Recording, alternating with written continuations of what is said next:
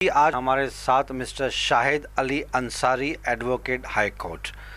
Subjects तो वैसे बहुत सारे हैं इनसे पूछने के लिए, इनसे वार्तालाप करने के लिए, बट मेन सब्जेक्ट्स रहेंगे आज के पुलिस एफआईआर।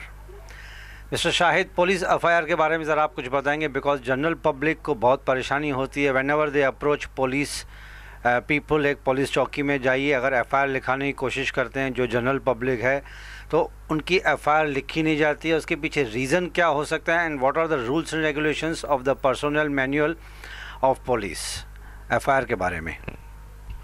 एफआईआर का जो प्रोविज़न है ये भारत के सीआरपीसी सब्जेक्ट में दिया है, क्रिमिनल प्रोसीजर कोड।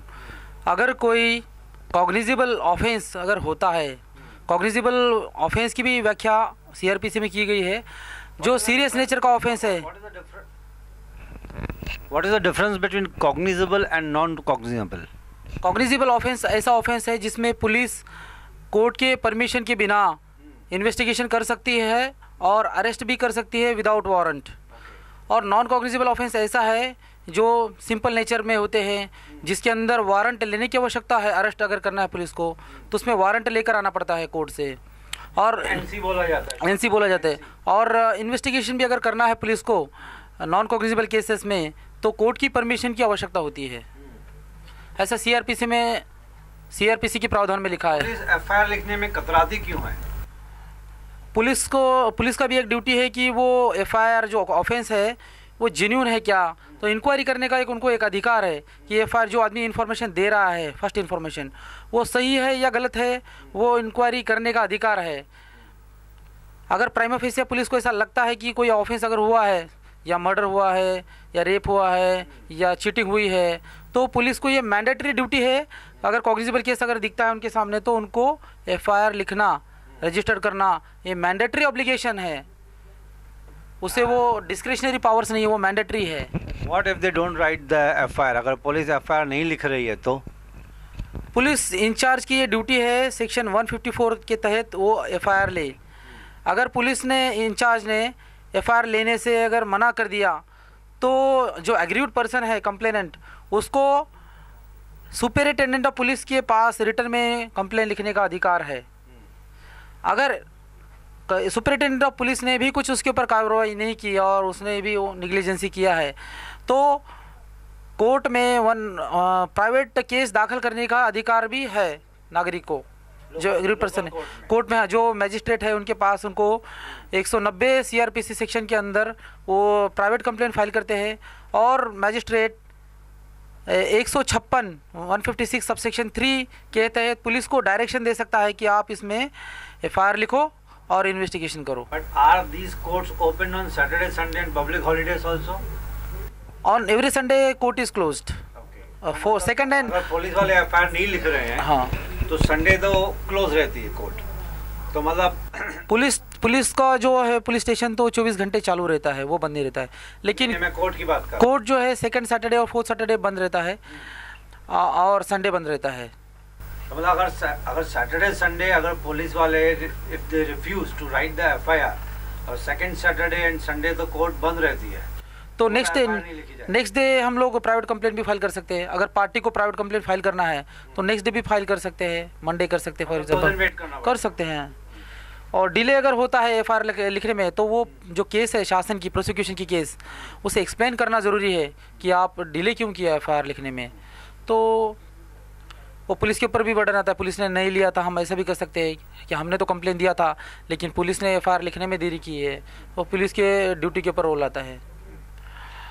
और सेक्शन 154 के तहत ये पुलिस की मैंडेटरी जिम्मेदारी है, इसमें कोई डिस्क्रिशनरी पावर नहीं है उनको, कि जब कोई कॉग्निजेबल केस उनको दिखाई देता है, कोई ऑफेंस की इंक्वायरी करने के बाद कॉग्निजेबल केस है, मतलब सीरियस नेचर का केस है जो कॉग्निजेबल डिफाइन किया है, तो उन्हें एफआईआर लिखना ही है, वो अवॉइड नहीं कर सकते। नॉन कॉग्निजेबल में कौन से केसेस आ सकते हैं? नॉन कॉग्निजेबल में फॉर एग्जांपल कोई आदमी ने किसी को स्लैपिंग किया है, लाइक, या गाली गलौज की है, या एक आदमी की शादी ऑलरेडी हो चुकी है, वो उसने शादी बिना डाइवर्स दिए उसकी वाइफ को डाइवर्स नहीं दिया और दूसरी शादी करता है मान लो, तो 494 के तहत आईपीसी के अंदर गुनाह दाखिल होता है।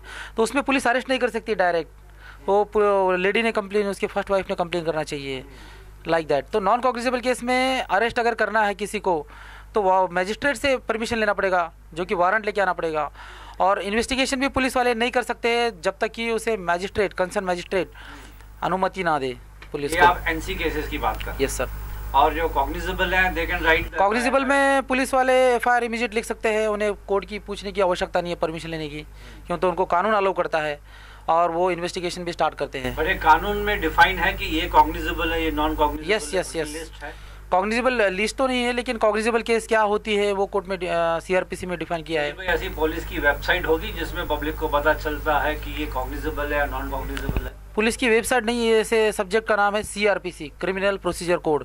इसमें सभी बातें लिखी हैं, इसमें डिफाइन किया है ये एफआईआर क्या होता है, एफआईआर कब लिखना चाहिए, नॉन कॉग्निजेबल केस क्या है, इन्वेस्टिगेशन क्या होता है, चार्जशीट क्या है, ये सारे सभी बातें इसमें लिखी है। आप थोड़ा प्रोसीजर बताएंगे कि कॉमन पब्लिक को, एक लेमैन को, general citizens of India, what is the procedure once the FIR is written? Yes.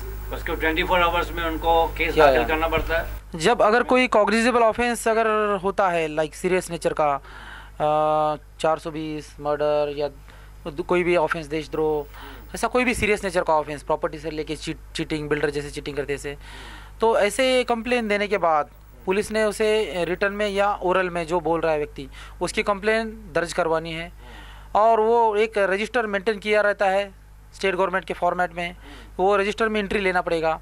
फिर उसकी एक जो कॉपी है उसे immediate free of cost complainant को देनी पड़ेगी। एफआईआर के जैसे कि 4 कॉपी है, तो एक कोर्ट को जाता है, एक पुलिस स्टेशन में खुद रहता है, एक कंप्लेनेंट को जाता है और दूसरा आरोपी को भी देना पड़ता है इसकी कॉपी।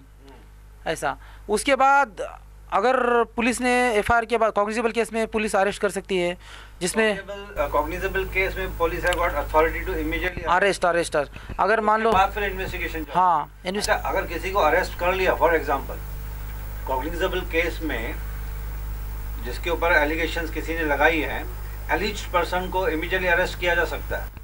कॉग्निजेबल केस में पुलिस बिल्कुल अरेस्ट कर सकती है। And they are put in the lockup. No, अगर अरेस्ट करते हैं तो पुलिस की ये ड्यूटी है कि वो 24 घंटे के अंदर उसे नियरेस्ट मैजिस्ट्रेट के पास ले जाकर प्रोड्यूस करना पड़ेगा, क्यों तो आरोपी के भी कुछ संवैधानिक अधिकार है भारत के संविधान के अंदर, जो 24 घंटे के अंदर ये पुलिस की ड्यूटी है। एफआईआर लिखने के बाद अरेस्ट अगर किया तो 24 घंटे के अंदर उसे कोर्ट में प्रोड्यूस करना चाहिए। मान लो कि केस दिल्ली का एक आरोपी है, वो बॉम्बे में आया है और बॉम्बे की पुलिस ने उसको अरेस्ट किया है, वहाँ से वारंट निकाल के या तो फिर कॉग्निजेबल केस में अरेस्ट किया है, तो दिल्ली ले जाने में तो समय लगेगा उसको, यहाँ से आरोपी को 2 दिन लगेंगे, 3 दिन लगेंगे, तो उसके आरोपी के अधिकारों का हनन हो जाएगा। तो उसे जो बॉम्बे का कोर्ट है, नियरेस्ट मैजिस्ट्रेट का कोर्ट है, मेट्रोपॉलिटन मैजिस्ट्रेट कोर्ट है या जेएमएफसी कोर्ट है, जो भी, वहाँ पे उसे प्रोड्यूस करना पड़ेगा 24 घंटे के अंदर। आई थिंक ये जो आपने नॉलेज दिया है, जो डिस्कशन हुई, काफ़ी लोगों को काम आएगी। Thank you very much, thanks a lot.